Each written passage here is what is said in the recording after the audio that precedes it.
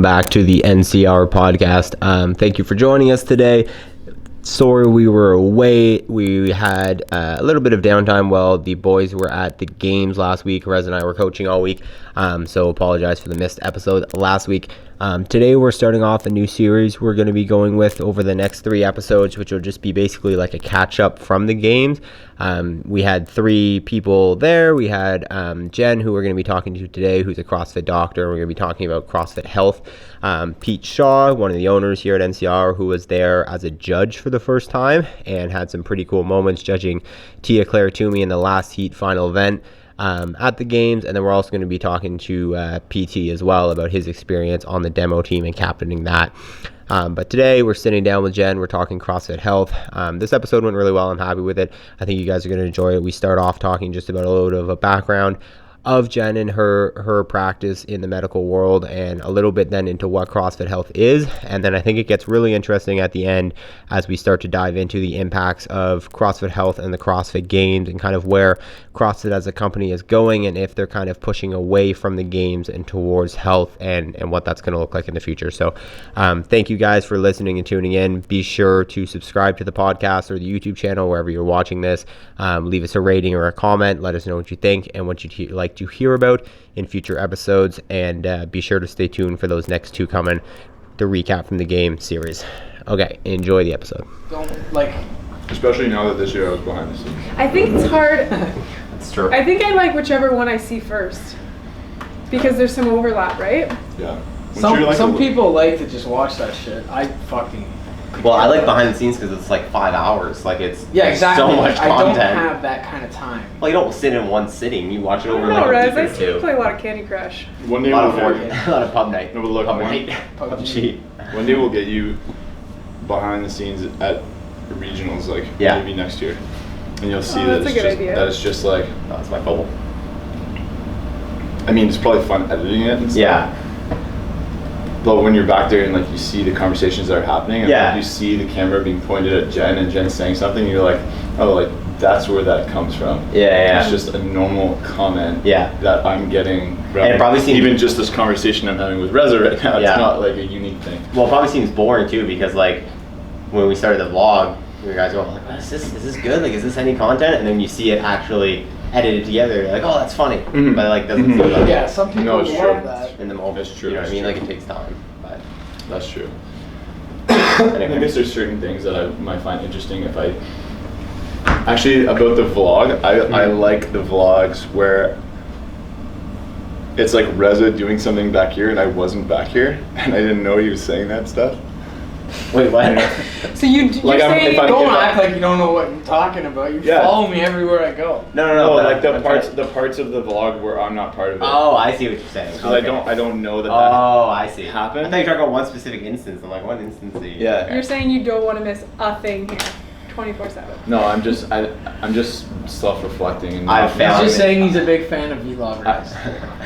Vlog I Rez found is a bunch of the best pretty content good. comes from when I just follow you around with the camera. That's usually when some of the funny stuff comes out.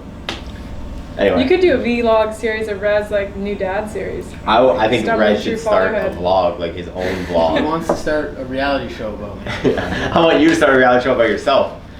You don't need me. Lex would love that. Yeah. I'm sarcastic. Lex is this close to unfollowing me on Instagram. Actually. Yeah. Dude, I'm this close to unfollowing me. I hate my shit. You need to Dude, post I again. literally I like walk see in every day anything. and I'm like, man, what do I post You today? need to post again today. I know, I'm gonna make a post about Pereira. It's his Okay. 7-year CrossFit anniversary. That's pretty cool. See, isn't And that 7 stuff? years since he's quit smoking. Doesn't that make Oh, that's that's cool. amazing. That's really good. That's That's a genuine Cool post. stuff. Anyway, all right, you guys want to start talking Sure. podcast? So this is episode. Welcome back to the podcast. This is episode part 1 of 3 series of After the Games. We're sitting down today with CrossFit Doc Jen. We're gonna follow up. We're gonna have another podcast with Pete Shaw, who judged at the CrossFit Games. We're gonna talk about that. Then we're gonna have another one with PT to talk about his experience at the demo team. So be sure to subscribe and stay tuned for those. Were we gonna have another one about how you and I held down the fort for a For an week entire while we were week? gone Yeah, and has- absolutely crushed it. Coach 7 classes a day? Yeah, well, maybe we could talk about A that. couple 14-hour days. Yeah, just a few. Jen, let's get started. Introduce yourself. Who are you to the audience? I'm Jen Crichton. Mm-hmm. I'm married to this guy. How long have you guys been married for? A year? Almost a year. It is. Oh yeah. Interesting. 5 days. 5 days. Wow. You guys doing anything for your anniversary? Level 1. I think he's working. What? And then friends of ours are getting married too. Are you supposed to like give each other paper or something like that? Oh, for sure. Yeah, you're right. Every anniversary has like a material, like a diamond or gold. Oh, it's like a tradition? Yeah, and I think the first one's real lame. It's like paper. You give each other paper. Yeah. I'll take money if you want. Paper money? Yeah. Canadian money's made of plastic. Yeah, get some American. I've got some dollar bills in my pocket. Anyway, okay. Where are you from? I'm from Ottawa. Grew up here. Grew up in Manotick, actually near that guy. We grew up a few minutes away from Did you guys know each other growing up? Of each other Yeah, I told you. Don't move too much. I'm the Sorry. worst. We knew of each other in high school. I didn't think much of him because of a party incident once in Mont Tremblant. But we met in undergrad. Yeah, we officially met in undergrad. Okay, Yeah. right. But excluding that first meeting. Yeah. We had our thing at Mont Tremblant too. That was a fun time. You started CrossFit. What was your athletic background before CrossFit? So I grew up playing soccer a Uh-huh. whole lot. I played in university at Carleton here. And then I also skied a lot, so I did mogul skiing. Right. And then I did some free skiing later on in university too. Did you run outside of soccer, or was it just soccer? No, just soccer. What position did you play? Center mid. So I ran a So lot. you ran a lot. Yeah, that Yeah. makes sense because you run a lot now. Yeah, I kind of got in. Every corner of the field. Yeah, it's true. All over. You okay, man? I'm sweating, man. He just did 150 For those of you balls and guys, broke it. for those guys listening, He's still you can't dripping see. from the nose. If you're not watching this, Pete is profusely Take off the sweating shirt. through his clean Oh. shirt. Yeah, this is the only shirt I have left today. Just the Karen unbroken and then some lunges. Okay. Just a quick stash. Just a quick stash. How did CrossFit start for you? CrossFit started because of this guy as well. You guys met in university? Yeah, before CrossFit. Okay. He was always into working out, sports and stuff. And then after I finished playing university soccer, I think like most people, I started like doing like half marathons and that sort of stuff because I didn't Like know most what else Yeah. to do Yeah. with my time. She motivated me to do my first half marathon, actually. Yeah. You did a half marathon? Yeah. Wow. She crushed it. she signed up for one, and we had just met, Mm-hmm. and I was like, I mean, we're still really competitive. Were you like 215 back then still? Or? No, I was way lighter. Okay. I hadn't been doing CrossFit. Right. Okay. I was just like I was a musician. We met like, you know, Hockey player, musician. hockey He player was slash fit. musician. I was fit because I trained a bit for hockey, but anyway, she signed up for a half marathon, and I was like, I can't let her do that without me doing it too. So I signed up for it and didn't tell her, and the next day I was like, hey, I signed up for that half marathon. Yeah. And That's we awesome. just started training for it together. Cool. What was the question? How you found Oh, CrossFit? Yeah, so we were doing that, and he would go to the gym, and I would go and kind of like read a magazine on the elliptical, but just that typical lost, like not knowing what to do in the gym. And then I got into it because of him. He knew from a neighbor, and then we lived like Little Italy neighborhood, and he just really wanted to join a gym because he'd been following Main Site, and he convinced me to go try a class, and we tried a class somewhere else that shall remain unnamed, and I had a really bad first experience. Oh yeah. Yeah, I didn't think I was gonna do CrossFit after that first What class. was wrong with it? The experience? Like just in general. a pretty big lack of coaching, and then like actual comments like, oh, don't try to do this with the kettlebell, that's just for competitive athletes, and blah blah blah. And Interesting. from an athlete who used to be like competitive in another sport, you kind of like that really grinds your gears a bit, and yeah, just not good vibes. But then Didn't they take an interest in Pete too and not you? oh yeah, they were super warm to him because he was like doing muscle ups his first day and stuff, which was sweet. But I'm always of the mindset like everybody in the class should be included. But then we heard about NCR from a friend. They were just opening up, and we came here, we tried it, and I think I coached your guys' first class. It was actually PT. I think it was PT, yeah. And like I was still a disaster. Like I had no upper body strength, but it was great. Like they were friendly, they were coaching me, helping me through the WOD, like giving me scaling options and stuff like that. And then after that, I was like, okay, yeah, I can see myself doing this. Oh, It was I a- talked to it you was- on the Facebook page. Yeah. Because your bank account kept bouncing. Times were tough back then. Times were tough Times back are then, still yeah. tough. I had like 3 jobs. One of them was being a bar back at Junction. Oh, yeah, that's Remember that? right. And then 2 personal training jobs too. Yeah, Krakow and- Yeah. That's funny. Yeah. I do remember. The first workout I think was- I coached you guys in that. Was it the overhead squat one? The first one was PT. It was 100 shoulder to overhead empty bar, 100 double unders, 100 overhead squats empty bar. Wow. Yeah. And Shoulder pump. I was like, I could barely overhead squat And the empty double bar. unders. Did you say double unders? Double unders in the One of middle. you got Yeah. tossed a PVC pipe. Jen did. Oh, I Jen couldn't got- even get Jen got into an tossed a overhead I PVC. might squat. have done that class. with Since you day guys. one, still just scaling. Right, scaling. Like, I think back to that moment, I was like, right now, we pride ourselves on our ability to be able to scale anyone at any given moment to be able to participate in the class. And Mhm. I always think back to that workout, and I'm like, PT was doing a really good job back then. Like, you know, Yeah. like super early on, didn't even have his level 2.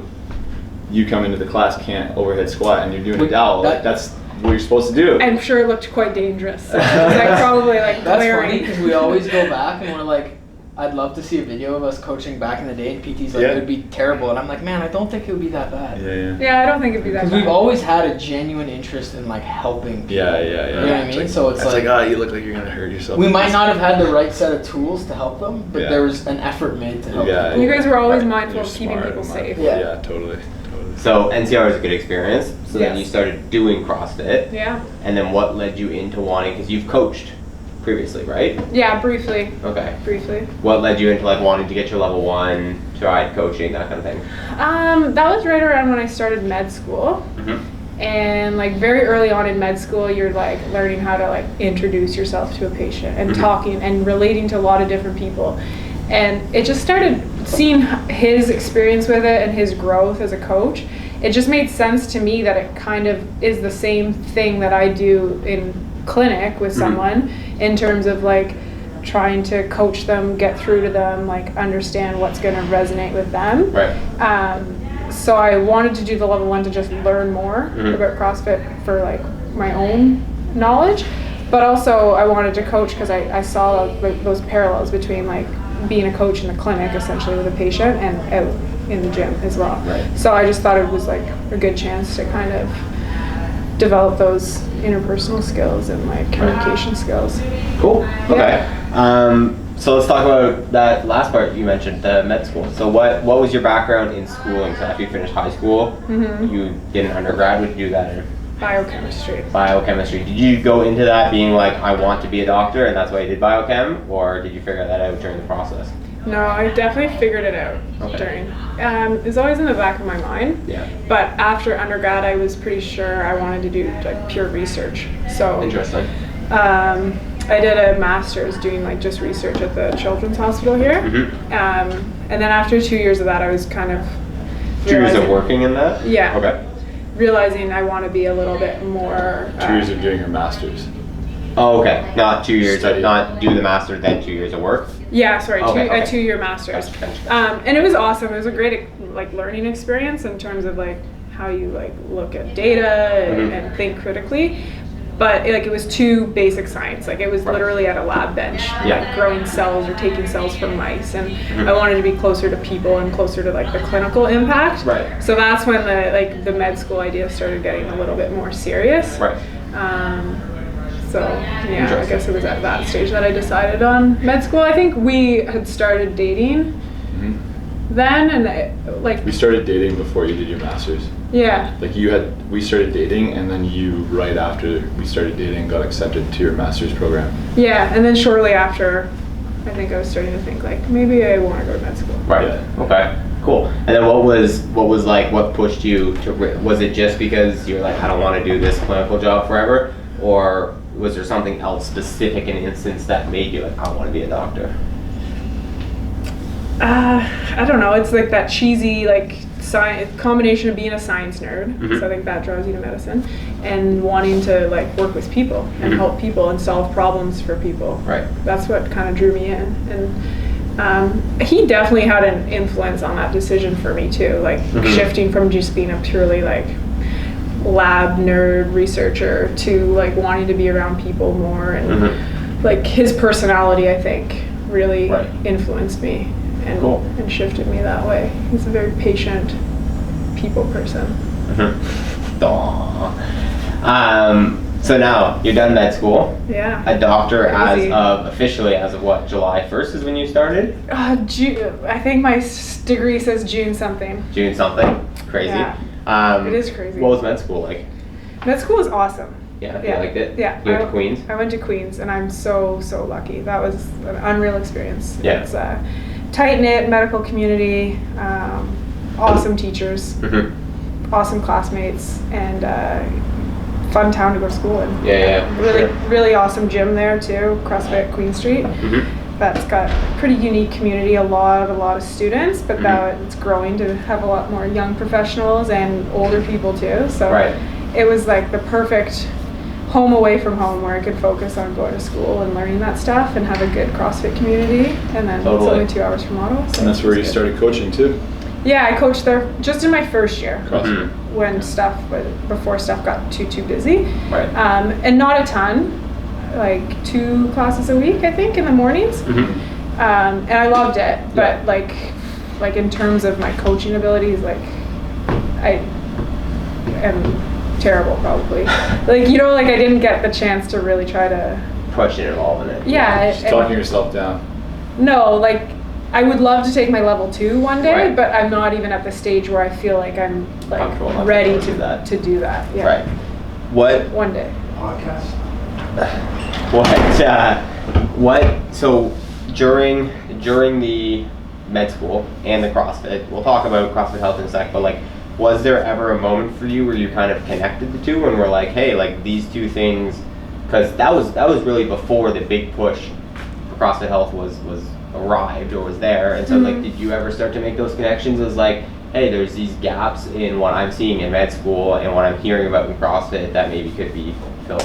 Was there any of that going on? Or was Oh it- yeah, I think for sure. Like CrossFit Health publicly has been around since January 1, 2018. But like Coach Glassman has been thinking about this from the start. Yeah. Right? Like as he says, like he designed it for like the fittest on earth, but with the intention to eventually scale that down to your grandmother. So like I would say I was aware of those ideas, and there's lots of people like Julie Fouché, who's obviously an unbelievable athlete and a doctor as well now, who has been quite vocal about the connections between CrossFit and healthcare and filling those gaps that exist in healthcare. So yeah, I would say from the onset of medical school, I was thinking about making those connections, and that kind of influenced my path through medical school and my thinking in terms of what kind of specialty I'd end up choosing. You're funny. I told you, man. Reza, you don't have anything to say? Yeah. For those of you guys listening, Rez was just like lying back in his chair, almost falling asleep. No, I wasn't. I was staring at the ceiling. Okay, let's just go into that then. What is CrossFit Health? CrossFit Health. It is, in broad terms, an exploration of what Coach Glassman calls the mess. And the mess being kind of the rising rates of chronic disease alongside rising healthcare costs. So like the US, if you compare them to other kind of wealthy nations, does the worst in terms of how expensive their care is and the outcomes. They're paying the most for basically the crappiest care. Right. And he's asking like, why is this happening? And as a byproduct of some of their issues with the NSCA and like the legal issues. What is the NSCA? The National Strength and Conditioning Association. What are the issues they're having? So the NSCA, I forget the exact date. Do you know the date on the published article? It was actually, so the NSCA published an article a long time ago. Rez can look it up. There you go, buddy. That it was essentially a small research paper about CrossFit and its effects on getting people fit. Right. And the title wasn't malicious. It was actually, it kind of had like a positive vibe to it. But then when you start reading the article and they talk about the results, they put in a lot of, in the conclusions, a lot of data sort of pointing towards a high injury rate for CrossFitters, and a lot of people had dropped out of the study. Interesting. But it was actually shown to be falsified data in a federal court. They basically falsified injury rates to make CrossFit look more dangerous. Exactly, and so CrossFit sued them. And does it make sense that it was November 2013? yes, it does make sense. I think so. Yeah. Okay. Yeah. And basically what was uncovered is that the journal is run by the NSCA, the journal that published it, I think. The Journal of Strength and The Conditioning journal is Research. run by the NSCA. And the editors of that journal basically pushed the authors to put in that injury data in order to get their paper published. The official research journal of the National Strength and Conditioning And CrossFit Association, and CrossFit and Glassman by nature like to explore these problems and get to the bottom of the issue, the root of the issues at hand. And they uncovered this multi-layer sort of scheme where the NSCA and all the researchers that work for the NSCA and then like ASCM and beyond, and like they're all connected to the American Beverage Association and Coke, and that's how sort of the fight against Coke began. Right. It's like as they dug more into this sort of falsified data, they're like asking themselves, well, isn't there? If this can't be the only paper where this is happening, Right. and then all of a sudden, we're fighting against Coca-Cola funding the strength and conditioning world, Right, in the health world, Right. and this is what happened basically. Interesting. So the NSCA set off a bomb that they wish they never did, probably. And that's like the big push. It's not that like Coke is evil and like let's put them out of business. It's like let's get Coke out of the nutritional sciences. Right. No one would tolerate tobacco companies pushing lung cancer Or like research, right? let's impose taxes on like Coke. Mm-hmm. Is that something that they would? There's a lot of different ideas surrounding that. Yeah. I have a question. Sorry, but just on the subject of Coke. Ever since CrossFit Health became a thing, I feel like the big soda thing kind of like they're not marketing it as like aggressively. The crusade against big soda. Yeah. Yeah, It's not in your face. Like No, on it's That's Instagram true. You and do stuff. see it a lot less. Yeah. Yeah, I think time is being allocated elsewhere. Like they're just kinda walking. Greg was kind of. I think Greg was, I feel weird calling him Greg. I need to just call him Coach, more official. Coach Glassman. I feel like he was heading that. Yeah, I'm just sort of speaking off the cuff. I just remember seeing like him at local affiliates in California. Yeah. Like Well, wasn't that because there was some bill or something going on in California? Did they get that bill? I'm not super I up to can't date keep on track of them all. that. There's different ones going on in different jurisdictions, but But I know I that don't know that they got it in California actually. I'm not sure. they're having success in different areas though, and like there was, was it the World Health Organization like recently put a statement out like about transparency of specific organizations and like forcing them to do so. Some of their funding wasn't being made public, and they were hiding a lot of it and stuff. So the fight's going on, but it's in the background, and it's all like, it's all political. It's a lot of litigation. It's just all that stuff is slow moving. So I realized I didn't give a good answer to what all CrossFit good. Health Yeah. is. It was kind of like vague, Yeah, we got but that's sidetracked. like the general direction. But I would say like more concretely, it's in development. Like Right. he's very Like open. open and wants it to develop organically. Okay. Kind of like the affiliates grew and just spread. Like it wasn't a huge scale up.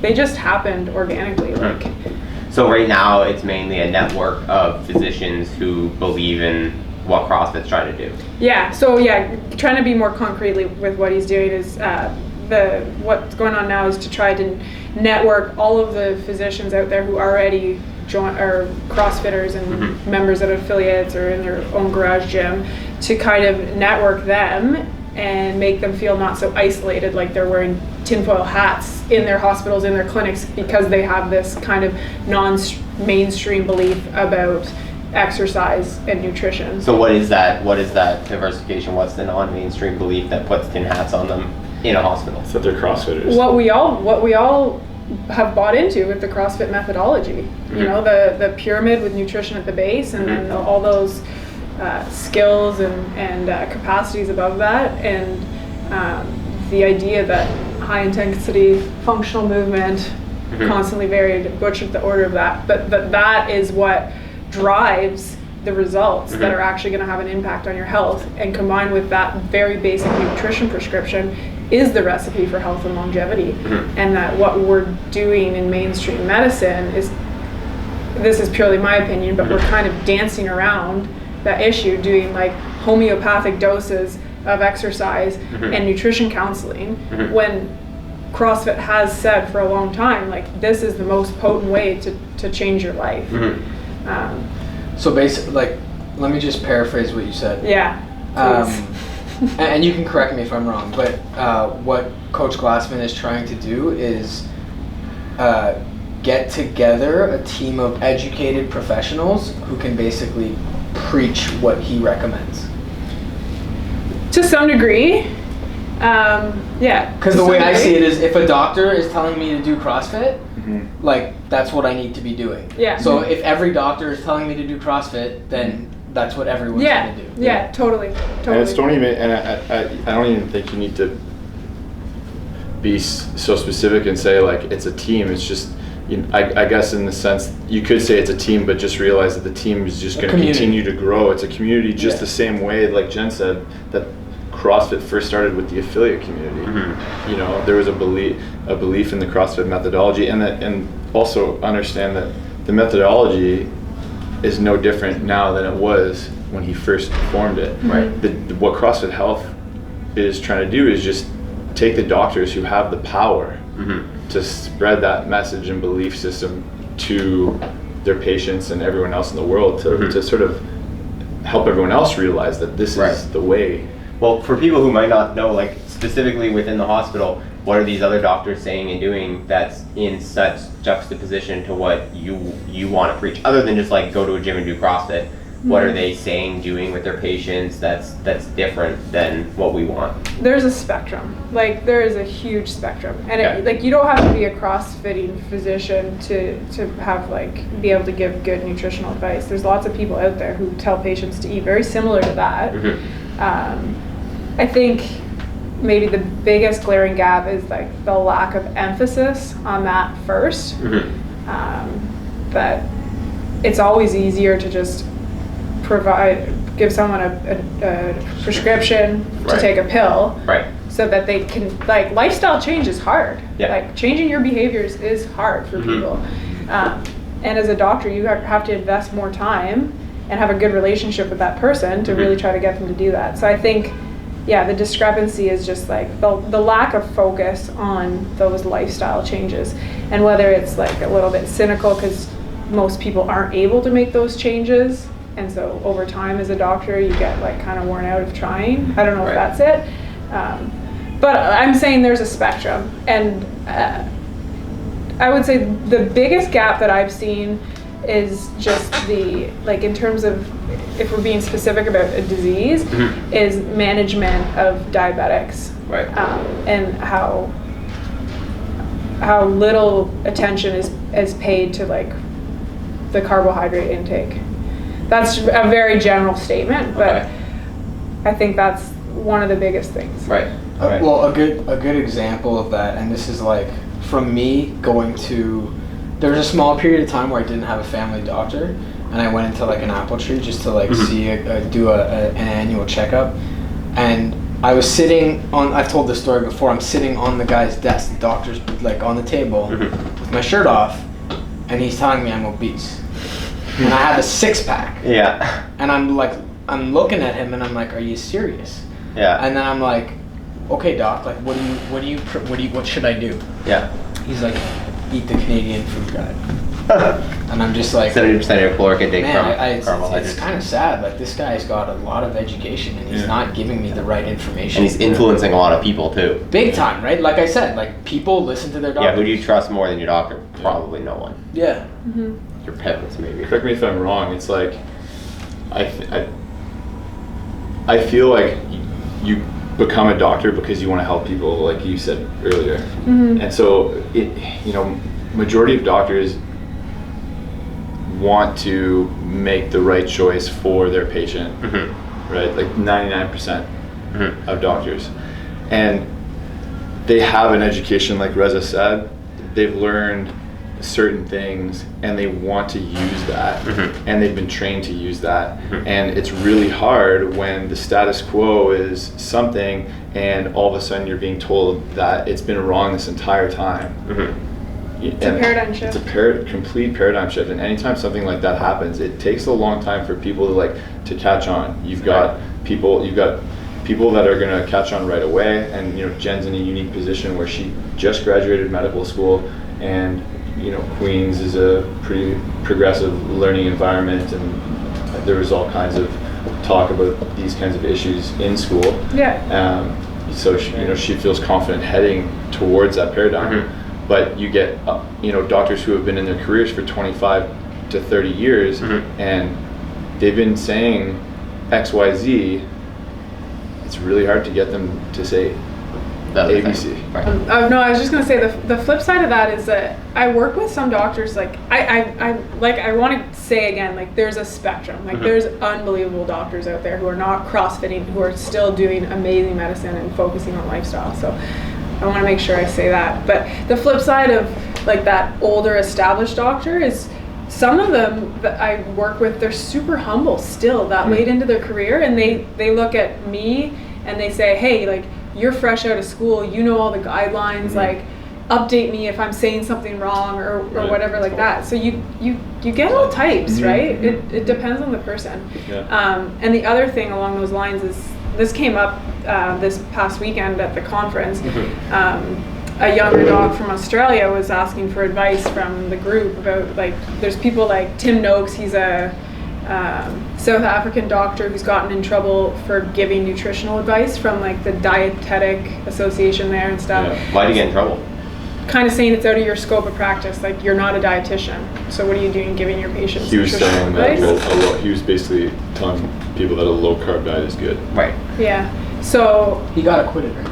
Yeah, Yes. he won his case in court.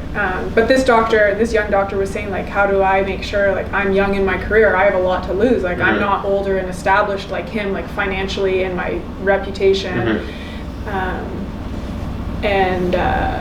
Basically the response to that was just kind of like, you have to lay it all out there for people and tell them what the options are, and ultimately it's their decision, right? Like we're far removed from that idea of like, I'm doctor, I tell you what to do. Yeah. Right? So I think that's how we get around that. Why did that happen? Like, why are there all these doctors that are like so reactive and not proactive, and why did medicine go that way?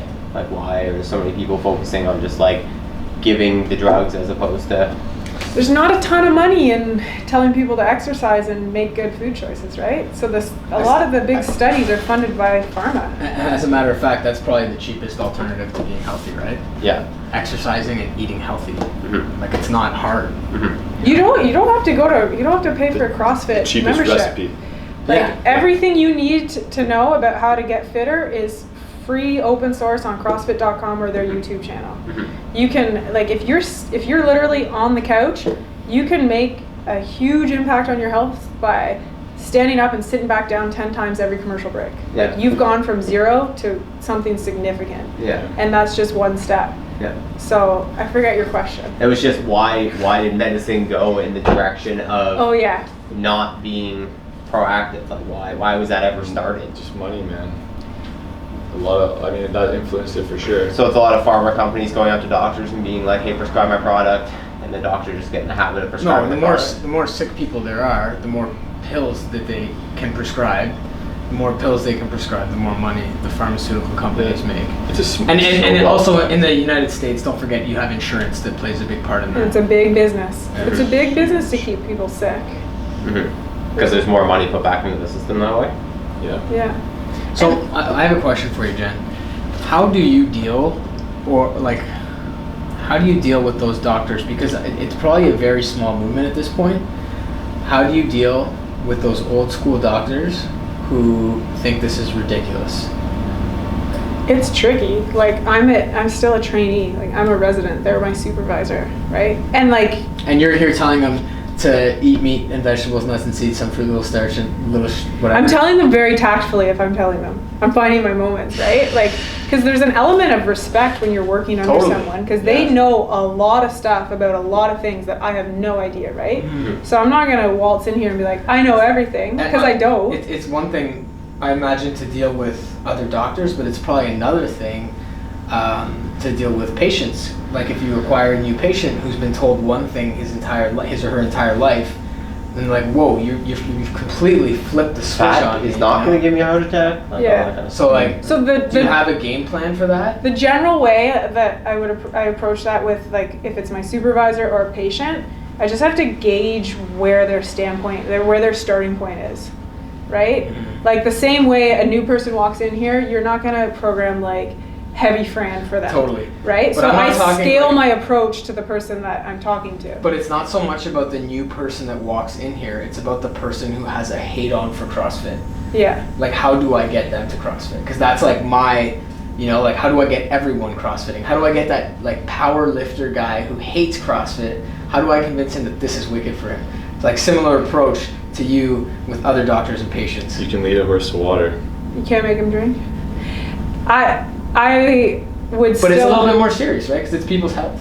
Yeah. Yeah, but still. But again, I have to gauge where they're starting from, and like, and it depends on my relationship with them too, right? Like you're always working with new people as a resident, and if I don't know that person well, like I might not talk about CrossFit or the nutrition approach that I think is correct on the yeah, and like I'll just ask them more questions about who they are and their views and why they think that way. Mm-hmm. And you just have to find avenues into like opening that discussion. They need to trust you before you start because voicing your opinion. It's like hitting your head against the wall with the person who's like adamant that CrossFit is stupid and a kipping pull-up is stupid. Like there's certain conversations that it's not even, there's no point of engaging because you're not gonna. Well, I like to bridge that, especially if you're talking patient, like you were talking, and remember, maybe perhaps it's almost easier in a way because like if we have someone that comes into the gym and it's like they hate CrossFit, there's not as black and white that CrossFit is the best fitness methodology. Like we believe it, we can show it in a lot of ways, but like I don't know, someone can get pretty fit doing what they're doing. Yeah. But this might be a bit more black and white because it's like they come in and they argue with you that their high carbohydrate diet is superior, but they're obese and have type 2 diabetes.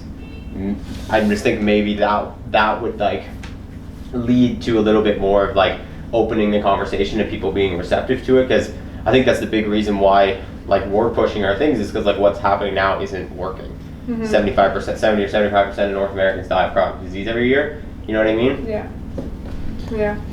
But to get back to your question, like you have to, it's that readiness for change model. You guys, that like pre-contemplation, contemplation, like they're taking action to change and then they're maintaining that change. You got to see where someone's at, and a lot of times doctors or patients will be in that pre-contemplation stage, and like if you try to hit them with like, this is what you got to do to get to this healthier spot in your life, like they're going to be like, you're nuts, like get lost. But if you find out where they're at, and the benefit of primary care and being a family doctor is you have this longitudinal relationship with the person over time, like you guys have with your clients in the gym. You're going to see them over time, and the more of a relationship you build with them, you get to know them as a person and understand them, you're going to be better positioned to find that inroad one day, hopefully in the future, where you hit them with the truth venom. Is that something that you guys talk about, like amongst CrossFit Healthers?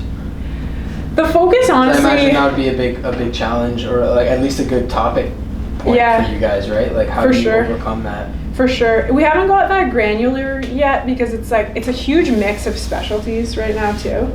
And the focus has just kind of been around building that network, and like hopefully in our regions you'll have a network soon where you're like, I have a patient who lives out in Orleans. Like I know this guy's a great dude at this CrossFit gym. I know I can refer them there. So when you say region, you just mean like Ottawa? Okay.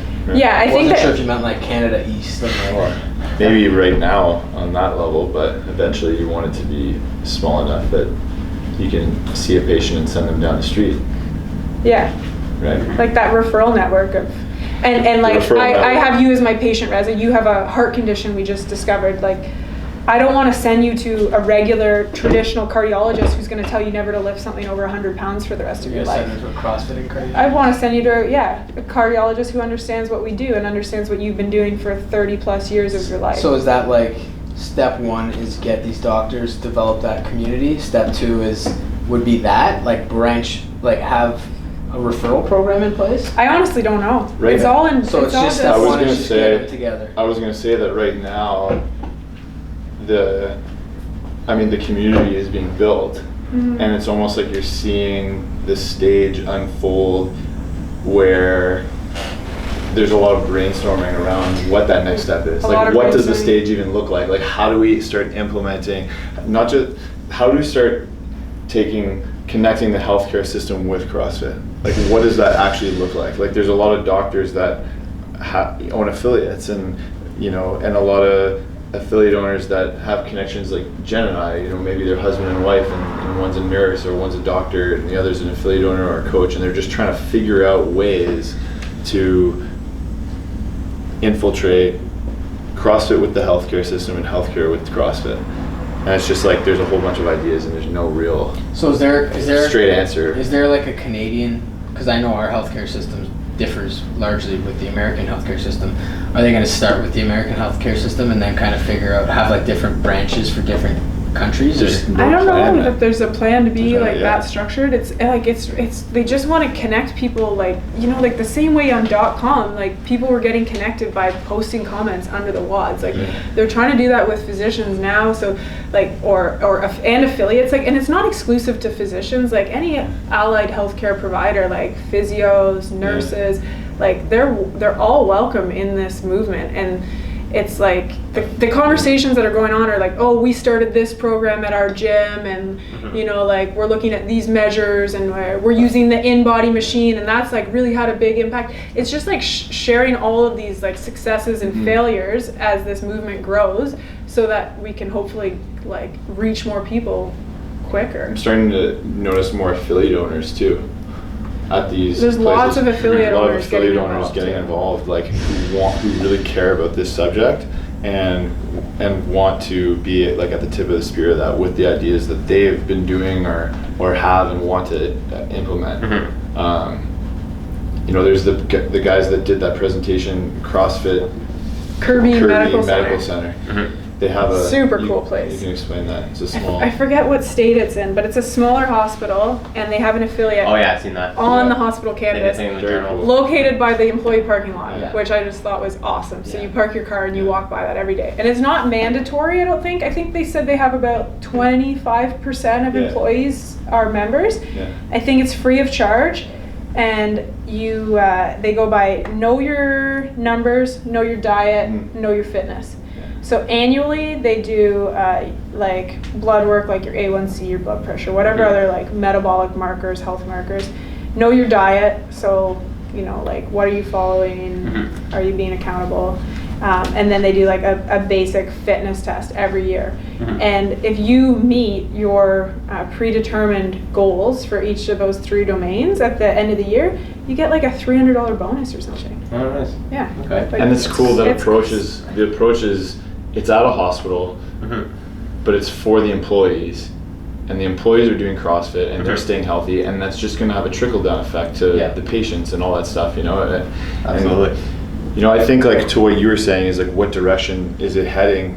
Yeah, Uh, like I think like, that's just like The, what, Greg Glassman said it over and over again. An affiliate is a lifeboat against chronic disease.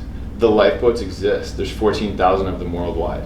Like there's no need to set up new infrastructure.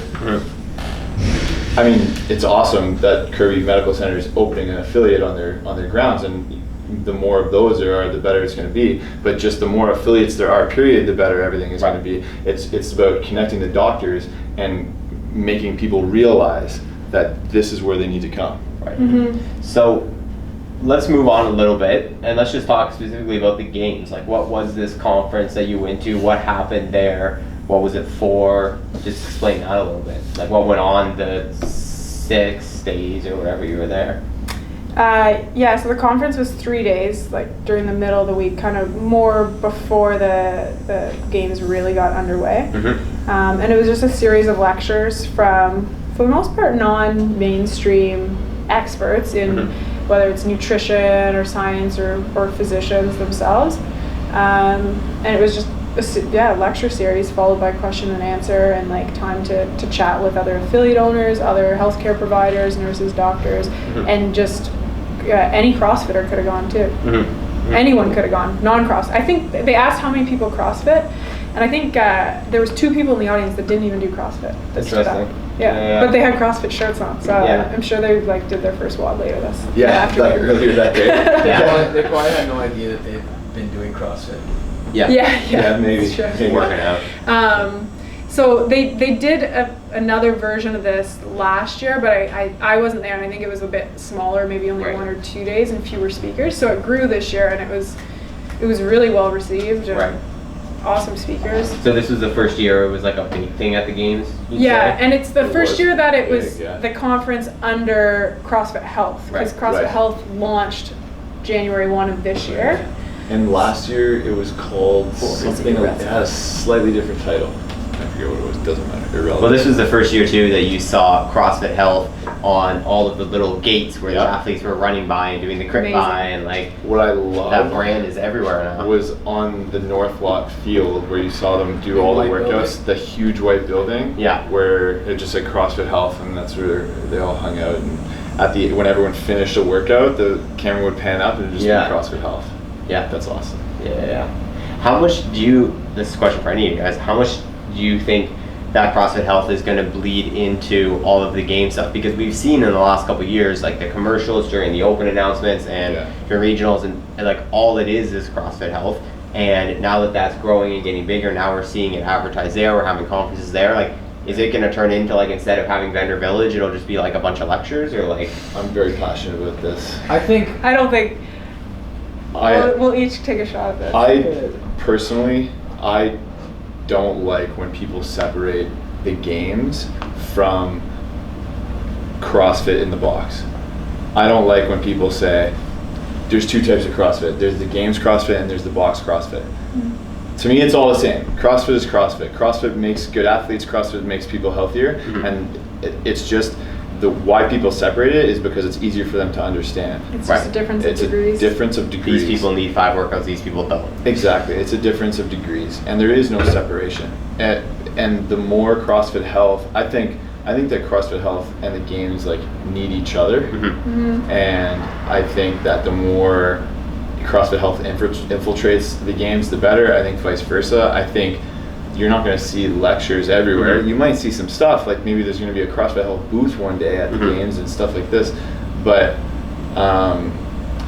the games isn't going to change too much. It's just going to continue to grow. My thing would be like impacting the sport and its legitimacy in the sense of like, you know, CrossFit Health, and a big thing is obviously no sugar, you don't need Gatorade to work out, but every single athlete during the marathon row had Gatorade. What if CrossFit Health gets to the point where they're like, you're not allowed Gatorade during marathon row? Can I give you my opinion? Yeah. So I kind of disagree with Pete. Yeah. I kind of think that there should be 1 and 2. Yeah, only because it's not as like I'll kind of come back and agree with what he was saying, but as an affiliate owner and like a programmer for the gym, I don't think everyone needs to be doing lots of work to stay healthy. To be a competitive CrossFit athlete, I think athletes need to be putting in a lot more work. So I like to create that degree of separation between a recreational CrossFitter who does it for health and an elite CrossFitter who does it for sport. Now, I do think that it's crucial that CrossFit uses CrossFitters, like competitive CrossFit athletes, to promote CrossFit Health, because at the forefront of everything, CrossFit is a healthy way of living, right? Like, we are here to make people healthier. Like, before CrossFit Health existed, our goal was not to breed CrossFit Games athletes at NCR. It was to make people's lives healthier, help people lose weight, help people make smarter lifestyle decisions, whether that be diet, exercise, whatever. So, you know, I find CrossFitter, like, we get a lot of members that come in and they're like, we saw the fittest on earth, like, we want to start CrossFitting. It's like, cool, but like, let's not get it twisted. Yeah. A lot of, like 95% of the people in this gym do this to be healthy. Yeah. You know, so like don't think that, you know what I mean? There's a lot of work and sacrifice that goes into that. So, you know, like I said, I do agree with what Pete said. Like CrossFit needs to use that, the games as like a platform for their health. Well, even the way I see, the only like the point I'm coming from is building the sport as a legitimate sport to the level where any other professional sport might be. And the things I would say to it is like does ESPN care? You know what I mean? And like this year, the highlight reel was a highlight reel, but it was Sean Woodland talking CrossFit Health in the background. I love that. And don't get me wrong, I love it too, but I'm playing the devil's advocate here from like, if we want to grow a legitimate sport, ESPN is going to be confused as to whether we're trying to run a sporting event or run a seminar where we're trying to get people to change to our methodology. The argument there is, are CrossFit Games athletes healthy?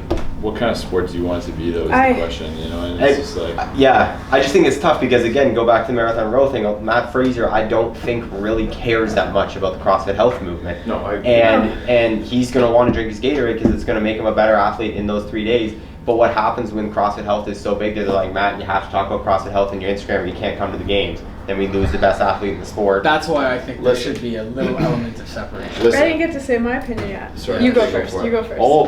All you're talking about, though, is just scaling the program. When someone comes in and wants to go to the games, you're scaling the program up. When someone comes in and needs to lose 100 pounds because they're diabetic and obese, you're scaling it down. It's just scaling the same program. And the same can be said for nutrition. You know, if someone needs to lose 100 pounds and they're just doing one workout every 3 days because that's all they can handle, they probably should be, you know, cutting the carbs a little bit. You know, way more than probably the average person. You know, if Matt Fraser wants to row 42,000 meters on the rower and wants to carb up a little bit to like get those extra meters and perform, like, I think it's going to be okay. You don't think he's not going to? I don't. I mean, is that the healthiest way for him to get carbs? That's exactly. That's where, like, you think they're gonna be like, nope, have your mashed sweet potatoes beside you. Well, like, he's not gonna eat the apple. I think on we gotta the be roller. realistic and like Coach Glassman is like a self-proclaimed libertarian. Like I might be wrong, but I don't even like he's all for freedom of choice, right? Like he says himself, I'm not trying to put Coke out of business. Like he said once, I'm not trying to go after like crack dealers and all that stuff, and all that stuff's bad for you. So it's like it comes down to freedom of choice, I think, with that type of stuff, like separate from like sponsorship conflicts and that.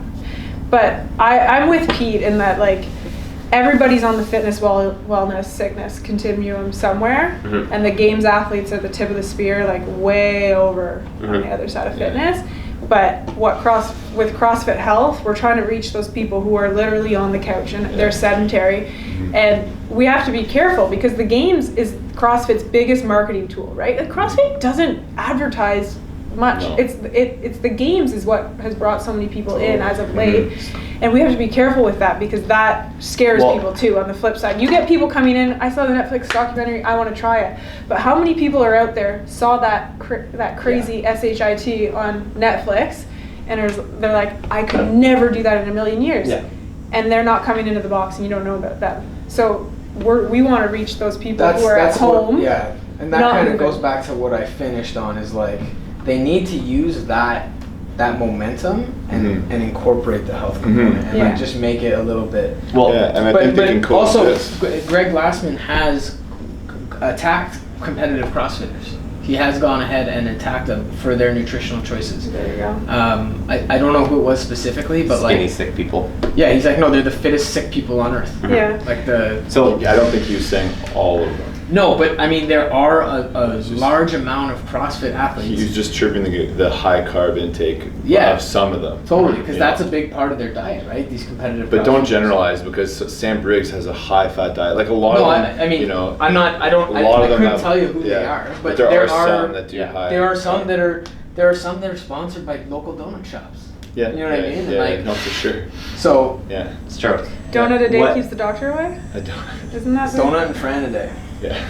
So I think, like, again, what, like, the push we've seen, if you look at like the journal in the past couple of years, like we went from having like a road to the games and behind the scenes of the games, and this year you said Savon didn't even do a behind the scenes of the games because he was busy with CrossFit Health. Pat Sherwood is no longer on this because he's on the like. Are the games just going to disintegrate one day because people like Greg Glassman and Sherwood say they don't care about the games? The games are like a fitness social phenomenon. But do they care less about that developing than the CrossFit Health side of it, do you think? And would they supersede the health with the game side of it if they knew it was going to promote the health more? The thing is, you got to remember about these people is they've been in this for a long time in their careers. Like they helped grow it, and they're just moving on to a different aspect of CrossFit that they care about deeply, and they want to help continue to grow. The games isn't going to be lost. Like, the games is a self-sustaining. Don't forget, the games is like it's a competition, right? There's a $300,000 cash prize.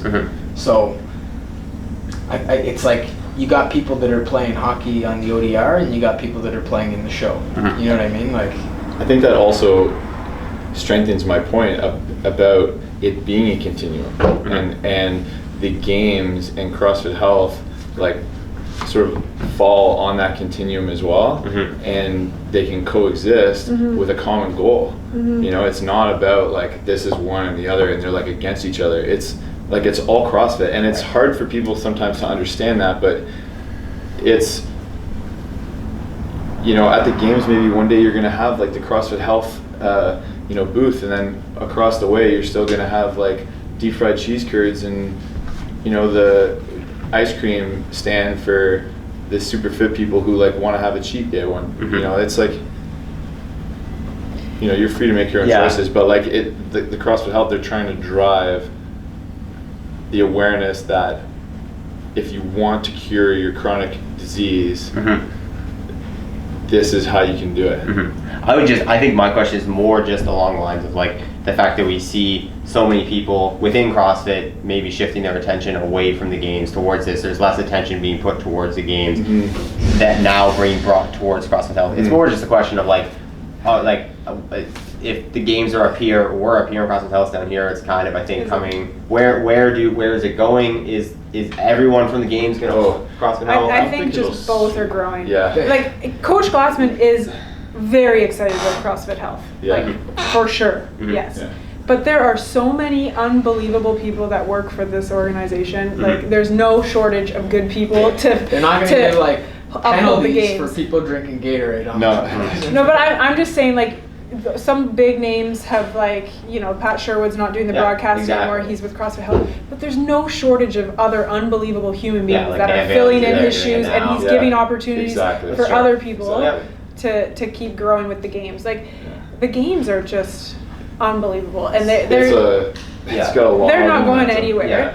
And I think like CrossFit Health put their biggest event yet alongside the games, right? And it's the celebration of that tip of the spear that we're all there to watch and get inspired by. And it's the next question is, how do we make sure that inspiring message resonates with everybody out there who might be considering making the positive change? One day CrossFit Health will be as big or bigger than the games. Yeah.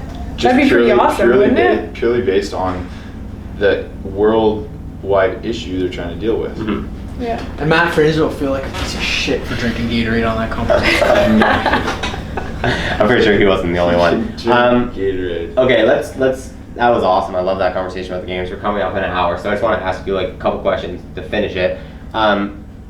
As a CrossFit doctor, what would you, and like being part of this, maybe someone who's like hearing about it as a physician, or even as, you know, someone who's getting told these things from their physician that's like juxtaposing what we're saying to do, what would your advice be to someone who's entering into this space, this knowledge, whether they're a doctor, a patient, etc., on how to enact it, move forward with it, that kind of thing? What resources can they find? All that kind of stuff. Oh, like specific resources? Well, I mean, in general. I mean, like general advice is just to like, read up on stuff yourself and try different stuff. Like, I love CrossFit, and I genuinely believe that anyone who tries it will probably like it because of the community, because of the scalability, because if you go to the right affiliate, you're going to get treated like an awesome human being and they're going to take an interest in you. But that aside, like try different stuff. Like any movement's better than nothing at all. Mm-hmm. And in terms of your own nutrition, like try different stuff, educate yourself out on the different choices available to you, and then make an informed decision yourself. Like your doctor's there to guide you and give you the resources, but it's ultimately like these decisions are up to you. They can go to CrossFitHealth.com. There's a lot of good information there. Yeah, CrossFitHealth.com is a little more focused on like some of the like scientific issues, and like it's a little bit a more detailed look into the quote unquote mess. For a doctor who might be interested. Oh, for a Yeah, for a doctor, doctor, yeah, that would be a That'd great be a good place to start. a great place to start. Go to your local affiliate. Yeah. Get your Talk with L1. coaches. Get your L1 for sure. Cool. If you're a We physician, have one and this Saturday at NCR. Yeah, that's true. if you're a physician and interested, go on CrossFitHealth.com, find out how you can do that. If you're just a CrossFitter yourself and you don't have your L1 and it's within your reach to do it, I say do that for sure, because it's a transformative week.